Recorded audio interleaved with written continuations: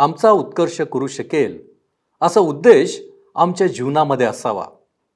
परंतु आजकाल अनेक लोक उद्देशाविना उत्कर्ष साधण्याच्या प्रयत्नात आहेत. म्हणूनच आजची पिढी ही नेहमी धोक्याला सामोरे जाणारी आहे. काय उद्देशाविना उत्कर्ष अशी आपल्या जीवनाची शोकांतिका तर नाही ना?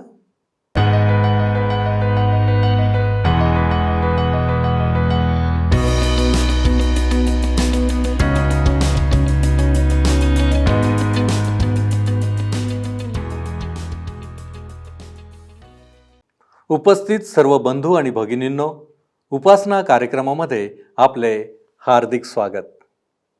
प्रियांनो, या दिवसात आपण शास्त्रे या जुन्या करारातील पुस्तकाचा अभ्यास करीत आहोत. त्या काळी इस्रायल लोकांसाठी कोणी राजा नेमण्यात आलेला नव्हता, परंतु परमेश्वर काही काळापुरता कोणा एका मनुष्याकडे त्यांना संरक्षण देण्याची जबाबदारी देत असे. अशी व्यक्ती म्हणजेच शास्ता. एक गोष्ट या ठिकाणी आपण लक्षात घेण्यासारखी आहे. ज्या वेळी इस्रायल लोक भटकले जायचे, परमेश्वराने नेमून दिलेल्या मार्गाने न जाता पाप आणि दुष्टाईमध्ये खितपत असायचे, त्यावेळेस त्यांनी परमेश्वराला हाक मारली की परमेश्वर त्यांना एक शास्ता द्यायचा. अशा रीतीने राजा नसताही इस्रायल लोकांना परमेश्वराने संरक्षण दिले. आज आपण शास्त्रे पुस्तकाचा 10वा अध्याय आणि नंतर 11वा अध्याय यातील पहिली 27 वचने यांचे अध्ययन करणार आहोत. आजच्या अध्ययनाद्वारे आम्हाला आणखी 3 शास्त्यांबद्दल माहिती मिळणार आहे.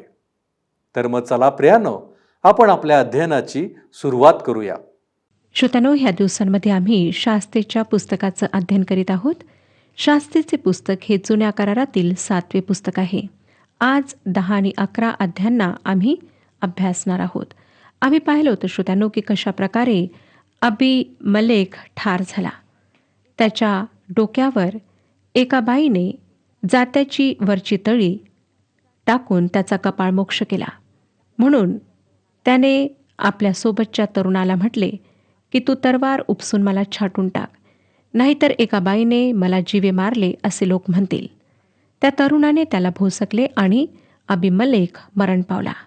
अबीमेलेक मरण पावला हे पाहून इस्रायली लोक आपापल्या स्थळी गेले. अबीमेलेकाने आपल्या 70 भावांची कत्तल करून आपल्या बापाशी जे दुष्ट वर्तन केले होते त्याबद्दल देवाने त्याचे अशा प्रकारे पारिपत्य केले. आता 10व्या अध्यायात आम्हाला दिसतं की कशा प्रकारे तोला आणि याईर शास्ते झालेत. कदाचित तोलाविषयी आपण कधीच ऐकले नसेल. जर नसेल तर काही हरकत नाही, कारण त्याने लक्षात घेण्यासारखे किंवा दिसण्याजोगे काहीच केले नव्हते. 10वा अध्याय पहिली 2 वचने सांगतात, अबीमेलेकानंतर इस्रायलाचे संरक्षण करावयाला इस्साखार वंशातील तोला बिन पुवा बिन दोदो हा पुढे आला. तो एफ्राईमाच्या डोंगराळ प्रदेशात शामीर येथे राहत असे. त्याने 23 वर्षे इस्रायलाचा न्यायनिवाडा केला. नंतर तो मृत्यू पावला. त्याला शामीर येथे मूठ माती देण्यात आली. तोलाने काय केले? तो मेला आणि त्याला शामीर येथे पुरण्यात आले. त्याने काही हस्तगत केले ह्याचा उल्लेख आम्हाला सापडत नाही. जरी तो 23 वर्षे इस्रायलांचा शास्ता होता, तरी त्याच्या कार्याविषयी एक सुद्धा गोष्ट लिहिण्यात आलेली नाही. श्रोत्यांनो, आपण त्याविषयी सांगू शकतो. ह्या ठिकाणी आम्हाला फक्त एकच गोष्ट त्याच्याविषयी मिळते, ती म्हणजे त्याच्या कबरेच्या दगडावर लिहिलेली त्याची जन्मतिथी आणि मृत्यूतिथी. तोलानंतर 8वा न्यायाधीश याईर आला. 3 ते 5 वचने सांगतात, त्याच्यानंतर याईर गिलादी हा पुढे आला. त्याने 22 वर्षे इस्रायलाचा न्यायनिवाडा केला. त्याला 30 मुलगे होते. ते 30 गाढवावर स्वारी करीत. गिलाद प्रांतात त्यांची 30 नगरे असून त्यांना आजपर्यंत हव्वोत याईर म्हणतात. याईर मरण पावला व त्याला कामोन येथे मूठमाती देण्यात आली. ह्या पुरुषाविषयी आम्हाला फक्त एवढेच सांगण्यात आले की त्याला 30 मुले होती आणि त्या प्रत्येकाकरिता त्याने एक गाढव विकत घेतले. त्याने त्यांच्याकरिता सुंदर चांगल्या जातीचे घोडे विकत घेतले नाही. श्रोत्यानो, प्रत्येकाला एक गाढव मात्र दिले. हे दृश्य किती चांगले दिसत असणार जेव्हा हे 30 पुत्र आपापल्या गाढवावर बसून गिल्गादच्या बाहेर निघत असतील. याईराच्या बाबतीत 3 गोष्टी आम्हाला पाहायला मिळतात. त्या म्हणजे पहिली गोष्ट, काही उद्देश नसताना त्याचा उत्कर्ष झालेला दिसतो. दुसरी गोष्ट, दबाव नसताना समृद्धी झालेली दिसते. आणि तिसरी गोष्ट, सामर्थ्य शक्ती नसताना त्याला प्रतिष्ठा प्राप्त झाली. त्या काळात गाढव हे उत्कर्षाचे चिन्ह मानल्या जात असे. ह्या आधारे कुठल्याही व्यक्तीच्या संपत्तीचा अंदाजा लावला जात असे. उदाहरणार्थ, शास्त्रीचे पुस्तक 5वा अध्याय आणि 10वे वचन, शुभ्र गर्दभावर स्वारी करणाऱ्यांनो, अमूल्य गालिचांवर बसणाऱ्यांनो, वाटेने चालणाऱ्यांनो, ह्याचे गुणगान करा. हे वचन उच्च प्रतीच्या स्थापनेबद्दल सांगते. गाढव संपत्तीचे चिन्ह होते आणि त्या काळी राजे लोक ह्याच प्राण्याचा सवारीकरिता उपयोग करीत असत. त्या काळी घोडे होते किंवा नाही ह्याबद्दल नेहमीच प्रश्न विचारला जातो. पवित्र वचनामध्ये लहानसा प्राणी गाढव शांतीचा प्रतीक आणि घोडा युद्धाचा प्रतीक मानला गेला आहे. घोडे बाहेरून मागविण्यात येत असत, परंतु लहानसा प्राणी गाढव वास्तविक पाहता समृद्धी आणि राजाच्या प्रतिष्ठेचे चिन्ह मानल्या जात असे. आपणाला आठवत असेल श्रोत्यानो, की येशू ख्रिस्ताने गाढवावर बसून येरुशलेममध्ये प्रवेश केला. आम्ही लोक सहसा जखर्याचे पुस्तक 9वा अध्याय आणि 9व्या वचनाचे चुकीचे भाषांतर करतो. जखर्याच्या म्हणण्याचे तात्पर्य हे नाही की येशू ख्रिस्त दीन आहे कारण तो लहानशा प्राण्यावर अर्थात गाढवावर बसून आला. तो गाढवावर नम्र आहे, दीन आहे म्हणून नाही, तर तो राजा होता म्हणून सवार झाला. जर येशू ख्रिस्त राजा नसता श्रोत्यांनो, तर गाढवावर बसून येरुशलेम शहरात प्रवेश एक गृहीत मात्र कल्पना झाली असती आणि त्या लोक समुदायाद्वारे ह्या प्रकारची स्तुती आणि होसन्नाचे नारे सुद्धा कल्पना मात्र ठरले असते. याईर निश्चितच एक धनी आणि श्रेष्ठ प्रतिष्ठित व्यक्ती होता, जो 30 गाढवे आपल्या मुलांकरिता विकत घेऊ शकला. त्याने स्वतःच्या प्रत्येक मुलाला एक गाढव दिले. एक दानशील परोपकारी पित्याचे ते चिन्ह होते. तो उदार होता आणि मला असं वाटतं की त्याच्या ह्या गुणांमुळे त्याने आपल्या मुलांना बिघडवले. त्यांना जे काही हवे होते ते त्याने त्यांना दिले. त्याचे जीवन ऐशो आरामाचे सुखविलासाचे होते. कदाचित त्याने वेगवेगळ्या प्रकारचे गाढव त्यांना दिले असेल आणि त्या काळी जे काही आधुनिक उपलब्ध होते ते त्याने सर्व आपल्या मुलांना दिले. परंतु प्रश्न हे उपस्थित होतात की काय ह्या गाढवांमुळे परमेश्वराला गौरव प्राप्त झाले? काय त्यामुळे याईरला एक चांगला शास्ता बनविण्यास मदत मिळाली? काय त्यांनी लोकांकरिता आशीर्वादात भर घातली? ह्या 30 मुलांमधून कोणी एकतरी परमेश्वराच्या कार्यात पुढे आला? नाही श्रोत्यानो, ते गिलादमध्येच राहिले आणि आम्हाला असा वृत्तांत कुठेही वाचायला मिळत नाही की त्यामुळे त्यांच्या वडिलांना चांगला शास्ता बनविण्याकरिता मदत मिळाली. आता हे खरं आहे की गाढवे आहेत म्हणून काही चुकीचे आहे आणि दुसरीकडे हे सुद्धा बरोबर नाही की एक माणूस शास्ता आहे जो आपला इतका वेळ मुलांमध्ये आणि गाढवांमध्ये घालवतो. हे पाहणे आमच्याकरिता महत्त्वाचे आहे. आमचा प्रभू येशू ख्रिस्त लहानशा गाढवावर बसून येरुशलेमात आला ह्यासाठी की जी भविष्यवाणी केल्या गेली होती ती पूर्ण व्हावी आणि स्वतःला राजाच्या रूपात त्याने प्रगट करावे. त्याचप्रमाणे होसन्याचे नारे गुंजल्या जावेत. हे सर्व पाहून सैतान क्रोधाने बेभान झाला आणि धार्मिक पुढाऱ्यांनी जेव्हा येशू ख्रिस्ताने शहराच्या फाटकातून आत प्रवेश केला तेव्हा विरोध केला. परंतु ह्या याईराच्या मुलांच्या गाढवांचा उपयोग कधीच अशा प्रकारे झाला नाही. ज्यावेळी ते ओरडलेत तेव्हा मला वाटतं सैतानाला हसू आले असेल आणि लोकांचे मनोरंजन झाले असेल. याईर उद्देशाविना उत्कर्षाचे चित्र आहे आणि श्रोत्यानो, हे धोक्याचे आहे. ह्याच प्रकारचे चित्र आम्हाला नोहाच्या काळात सुद्धा पाहायला मिळते. जेव्हा ते लोक विवाह करीत होते, स्वतःच्या मुली देत होते व दुसऱ्यांच्या मुली घेत होते. हे चित्र आम्हाला शल्मोनाच्या बाबतीत पाहायला मिळते, जेव्हा त्याने पुच्छ नसलेले माकड आणि मोर आणण्याकरिता जहाजे पाठविलीत. मोर सौंदर्यासाठी आणि माकडे मनोरंजनासाठी. आज आमच्या जगामध्ये आमचा उत्कर्ष होत आहे, पण उद्देश नाही. मला आपणाला विचारू द्या की काय तुमच्या जीवनाचा काय उद्देश आहे? तुमच्या जीवनात काही उद्देश आहे काय? तथ्यरहित, ध्येयरहित तुम्हाला तुमचे जीवन कंटाळवाणे वाटते का? शेक्सपियरने म्हटले, ह्या जगातील गोष्टी किती शिळ्या, नीरस आणि लाभकारी नसलेल्या आहेत. आज आम्हाला आवश्यकता आहे श्रोत्यानो, योग्य दिशेची आणि योग्य प्रकारे विस्तार करण्याची. आम्हाला जगण्यासाठी कारण पाहिजे आणि ते कारण आहे येशू ख्रिस्त. येशू ख्रिस्त सगळ्यात मोठे आव्हान आहे. कुठलाही माणूस हे आव्हान स्वीकारून आपले जीवन सार्थक करू शकतो. याईरचे दिवस सामर्थ्यविना प्रतिष्ठा ह्या बाबतीत सुद्धा ठळक दिसून येतात. तो समाजातील प्रतिष्ठित पुरुष होता. त्याच्या मुलांना सुद्धा कधीच कुठली अडचण भासली नसेल. परंतु याईरची कब्र किंवा स्मारक कुठे बांधण्यात आले असा उल्लेख मात्र आम्हाला आढळत नाही. त्याला अजाण अशा ठिकाणी पुरण्यात आले. त्याने चटकन लक्षात येणारे असे कुठलेच कार्य केले नाही. त्याने हिताचे कार्य सुद्धा केले नाही. त्याने कधी विजय प्राप्त केला नाही. त्याच्याजवळ 30 गाढवे होते, पण आध्यात्मिक सामर्थ्य नव्हते. आज आम्ही अशा काळात राहत आहोत जेथे मंडळांनी स्वतःचे सामर्थ्य गमावले आहे.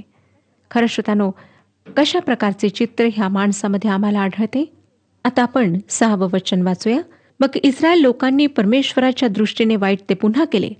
बालिम व अष्टारोथ ह्या दैवतांची आणि आराम, सिदोन, मवाब, अम्मोनी व पलिष्टी ह्या सर्वांच्या दैवतांची ते सेवा करू लागले. त्यांनी परमेश्वराचा त्याग केला, त्याची सेवा ते करीनात.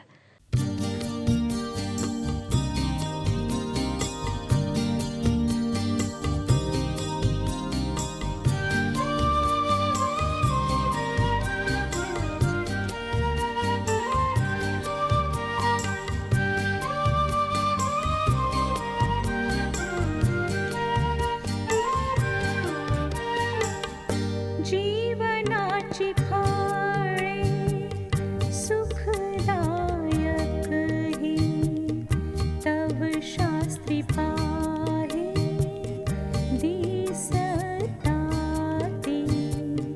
जीवनाची फळे सुखदायक ही तव शास्त्री पाहे दिसताती.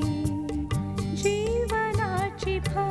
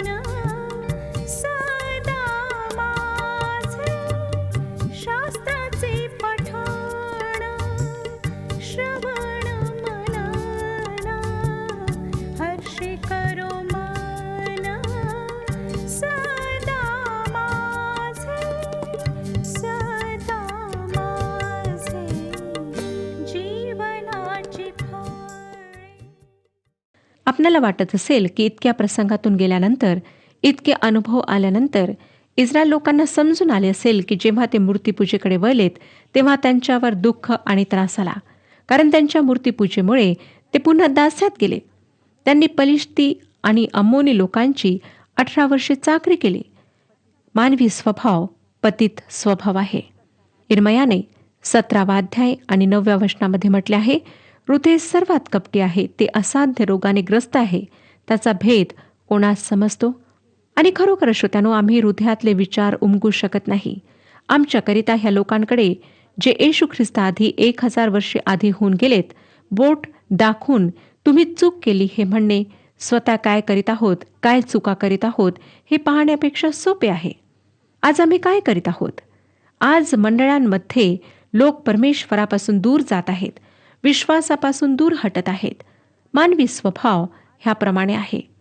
आज आम्ही अशा राष्ट्रामध्ये आहोत जे राष्ट्र संकटात आहे, त्रासात आहे. आम्ही सर्व प्रयत्न केलेत, परंतु आम्ही शांती आणि एकता स्थापित करू शकलो नाहीत. श्रोत्यानो, फक्त परमेश्वराकडे वळल्यानंतरच आम्ही सरळ मार्गावर येऊ शकतो. हे कदाचित समयानुसार बरोबर वाटणार नाही, परंतु येशू ख्रिस्ताच्या 1000 वर्षापूर्वी सुद्धा हे असेच होते. इस्रायली दुसऱ्या देवतांच्या मागे लागलेत. जिवंत देवाची उपासना करणे त्यांनी नाकारिले.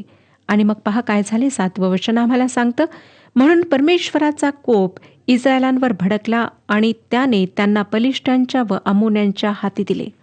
परमेश्वर कुठल्याही पात्राला जर ते पात्र कामी येत नाही तर काढून टाकू शकतो. पुष्कळसे लोक हा विचार करतात की परमेश्वराला मंडळांची गरज आहे, आणि ती सुद्धा विशेष प्रकारच्या मंडळांची. आणि ते हे सुद्धा विचार करतात की परमेश्वराला अशा देशाची आवश्यकता आहे जो देश प्रचारक किंवा सेवक पाठवू शकेल. तसं पाहिल्यास परमेश्वराला आमच्यापैकी कोणावर अवलंबून राहण्याची किंवा आमच्याकडून कार्य करून घेण्याची आवश्यकता नाही. परमेश्वर आमच्यावर अवलंबून नाही हे लक्षात घ्या, परंतु आम्ही त्याच्यावर अवलंबून आहोत. ह्यावेळेला असं प्रतीत होतं की इस्रायलांची स्थिती फारच निम्न स्तरावर पोहोचलेली होती. 10वं वचन पहा काय सांगतं, मग इस्रायल लोकांनी परमेश्वराचा धावा करून म्हटले, आम्ही आमच्या देवाचा त्याग केला आणि बाल देवतांची सेवा करून आम्ही तुझ्या विरुद्ध पाप केले आहे. श्रोत्यानो, शेवटी हे इतके त्रासून गेले, इतकी दयनीय स्थिती त्यांची झाली की ते परमेश्वराकडे माघारी फिरले. ह्या ठिकाणी आम्ही पाहतो की पुन्हा तीच जुनी कहाणी चक्राप्रमाणे फिरत आहे. इतिहासाचे चक्र फिरू लागले. त्यानंतर काय झाले? 11 ते 16 वचने. तेव्हा परमेश्वर इस्रायल लोकांना म्हणाला, मी तुम्हाला मिस्री, अमोरी, अम्मोनी व पलिष्टी ह्यांच्या तावडीतून सोडविले. तसेच सिदोनी, अमालेकी व मिद्यानी ह्यांनी तुम्हाला हैराण केले. तेव्हा तुम्ही माझा धावा केला आणि मी तुम्हाला त्यांच्या हातून सोडविले नाही का? तरी तुम्ही मला सोडले आणि अन्य देवांची सेवा केली, म्हणून ह्यापुढे मी तुमची मुक्तता करणार नाही. जा, तुम्ही मानलेल्या दैवतांचा धावा करा. तुमच्या विपत्काली त्यांनी तुम्हाला सोडवावे. तेव्हा इस्रायल लोक परमेश्वराला म्हणाले, आम्ही पाप केले आहे, तुला बरे दिसेल तसे कर. आज मात्र आमचा बचाव कर, एवढीच आमची विनवणी आहे. मग ते आपल्यातील परके देव टाकून देऊन परमेश्वराची सेवा करू लागले. इस्रायलांचे हाल पाहून त्याच्या मनाला खेद झाला. श्रोत्यानो, इतकं होऊन सुद्धा आम्हाला दिसतं की आमचा परमेश्वर त्यांच्यावर दया करीत आहे. खरोखर आमचा परमेश्वर किती दयाळू आणि अनुग्रहकारी आहे. 17 ते 18 वचने पहा. मग अम्मोनी लोकांनी एकत्र जमून गिलाद येथे तळ दिला. तसेच इस्रायल लोकांनी गोळा होऊन मिस्पा येथे तळ दिला. गिलादाचे सरदार एकमेकास विचारू लागले, अम्मोनी लोकांशी सामना सुरू करायला कोणता मर्द तयार आहे? तोच गिलाद येथील सर्व रहिवाशांचा नेता होईल.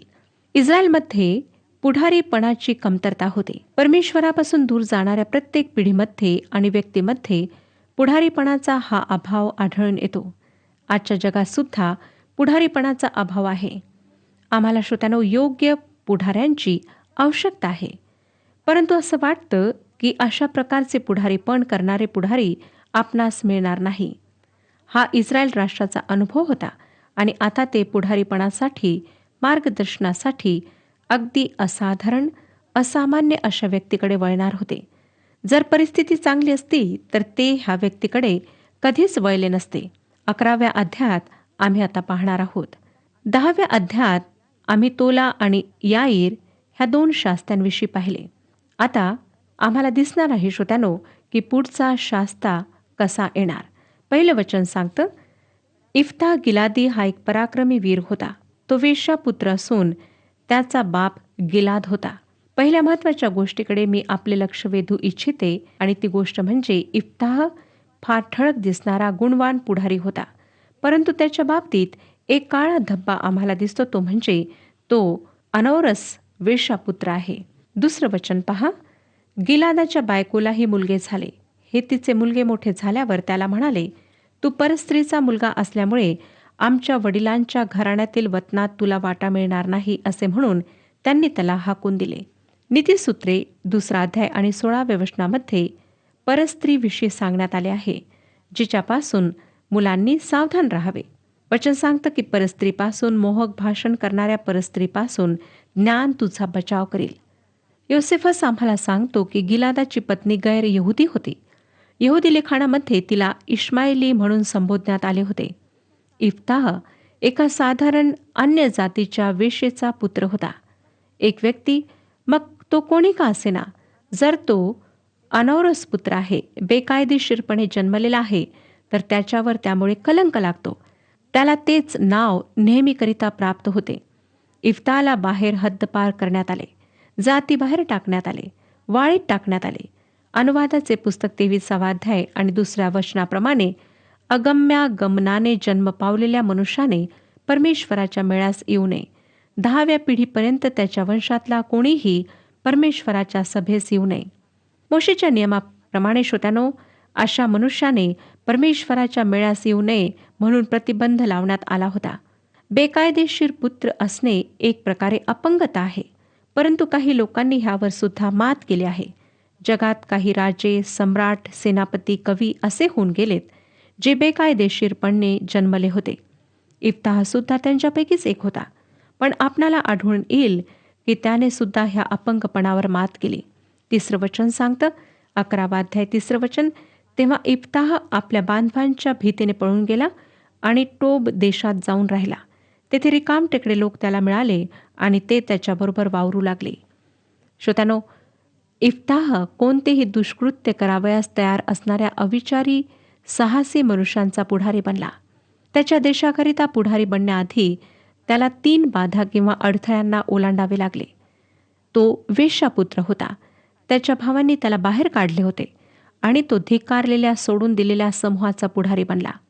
उपयोगात आणण्यासारखी काही विशेषता त्याच्यात नव्हती, परंतु परमेश्वर अशा लोकांचा सुद्धा उपयोग करतो. परमेश्वर फार विलक्षण रीतीने कार्य करतो आणि त्या लोकांना उपयोगात आणतो ज्यांना ह्या जगाने धिक्कारले आहे, सोडले आहे. आता 4 ते 8 वचने सांगतात की काही दिवसांनी अमोनी लोकांनी इस्रायलाशी युद्ध पुकारले. अमोनी लोक इस्रायलांशी लढू लागले. तेव्हा गिलाद येथील वडील जन इफ्ताहाला आणण्यासाठी टोब देशी गेले. ते इफ्ताहाला म्हणाले, चला आमचे सेनापती व्हा, म्हणजे आपण अमोनी लोकांशी युद्ध करू. इफ्ताह गिलादाच्या वडील जनांना म्हणाला, तुम्ही माझा द्वेष करून मला आपल्या बापाच्या घरातून हाकून दिले होते ना, आणि आता कशाला आलात? संकटात पडलात म्हणून? गिलादाचे वडील जन इफ्ताहाला म्हणाले, होय, म्हणून तर आम्ही आता तुमच्याकडे आलो आहो. तुम्ही आमच्याबरोबर चला आणि अम्मोनी लोकांशी युद्ध करा, म्हणजे तुम्ही आम्हा सर्व गिलादकरांचे प्रमुख व्हाल. गिलादच्या वडील जनांनी इफ्ताह जवळ येऊन आपले म्हणणे सादर केले. 9 आणि 10 वचने सांगतात की गिलादाच्या वडील जनांना इफ्ताह म्हणाला, अम्मोनी लोकांशी युद्ध करावयाला तुम्ही मला स्वदेशी परतविले आणि परमेश्वराने त्यांना माझ्या हाती दिले, तर मीच तुमचा प्रमुख राहीन काय?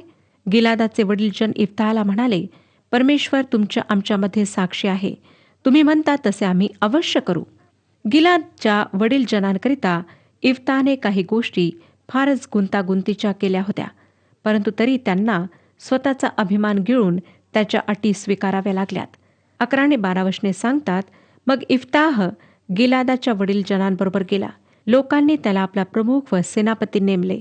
तेव्हा इफ्ताहने आपले सगळे म्हणणे मिस्पा येथे परमेश्वरासमक्ष परत बोलून दाखविले. ह्यानंतरची वचने आपण जर वाचाल तर आपणाला आढळेल की इफ्ताह अम्मोनी लोक त्या प्रदेशात कसे आलेत त्याबद्दल सांगतो.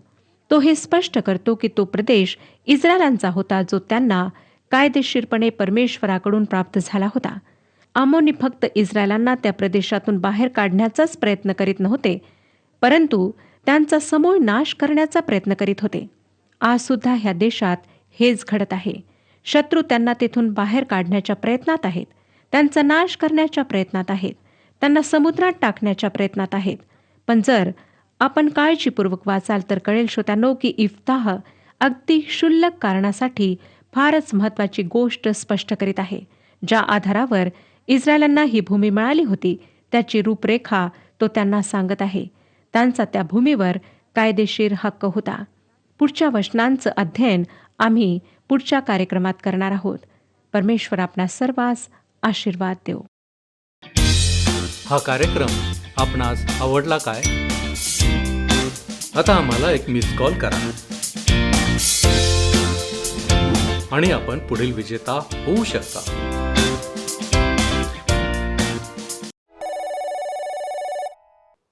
प्रियानो, आज आपण 3 शास्त्यांविषयी माहिती मिळवली आहे. विशेषतः आपण याईरविषयी 3 महत्त्वाच्या गोष्टी पाहिल्या आहेत. होय प्रियानो, उद्देशाविना उत्कर्ष नेहमी धोक्याचा असतो. आम्ही हे लक्षात घ्यावे की कोणताही बेशिस्तपणा आणि बेकायदेशीर गोष्टी देवाला आवडत नाहीत. आज आम्हाला आमचे मार्ग तपासून पाहण्याची गरज आहे. काय आम्ही देवाच्या मार्गाने वाटकर्मण करीत आहोत? काय आम्ही पाप आणि दुष्टाई यापासून दूर आहोत? आपण आत्मपरीक्षण करूया. आपण प्रार्थना करू. प्रभूजी, आम्ही तुझ्या चरणांपाशी आलेलो आहोत. तुझ्या जवळ येणं आमच्यासाठी आश्रयस्थान आहे, ज्याच्याद्वारे प्रभूजी आमच्या जीवनामधलं पाप, अशुद्धता सर्व काही दूर होते.